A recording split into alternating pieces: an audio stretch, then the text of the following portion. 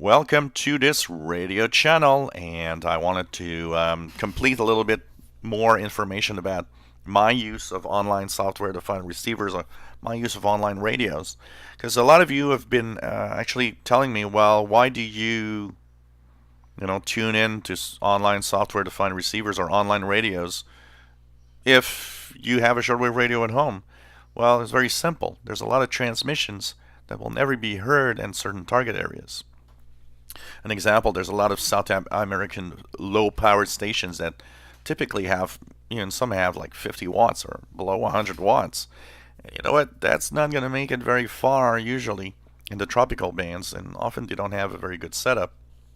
And even though some people do DX exceptional stations, very often what you'll have is, you'll have to try to find a way to listen to them. So what you'll do is you'll try to find an online radio that's closer to the target area. So if I wanted to do that, I'd go in the list here and check out some of the stations, some of the software-defined receivers that would be close to where I want to listen in. So I'll go down the list. There's, I believe, one in Brazil, so that you can actually tune in. So you go through the list and you try to get something close. There's one here in Argentina, for example. So if you want to listen in to some of the stuff from South America, you might want to try one of them that is closer. You want to listen to a transmission that's not targeted to your area. It's on a frequency and a time that will never make it to your target area.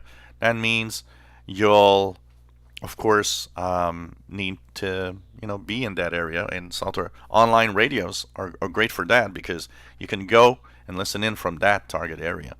An example, I will often go to the IBI list, so it's 1800 hours UTC right now, and check out what's available.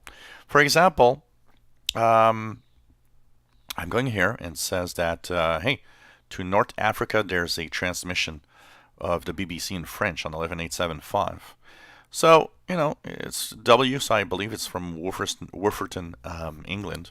And you can try, of course, the two other frequencies here. Ascension Islands for West Africa will typically go through Europe because it's the same vicinity, the same, if you look at the signal going from Ascension Island to West Africa, you'll see that if you continue, you'll notice that, oh, well, it might cross Europe.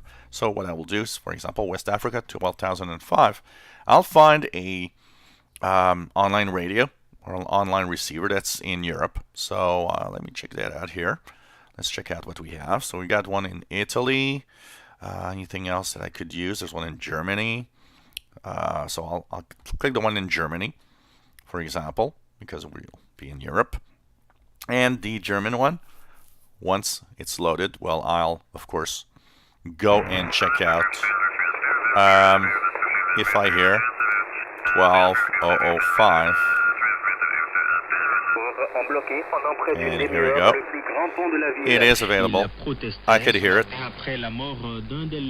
So it's coming really well. So, it helps you get stations that might not make it to where you are, and to listen to also stations that you will never hear in your target area.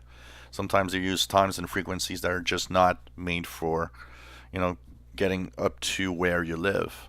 So that's my main use of these, to try to listen in on local stuff. They're fun to listen in also on long wave and medium wave in certain areas around the world, and see what you can, tune in from there.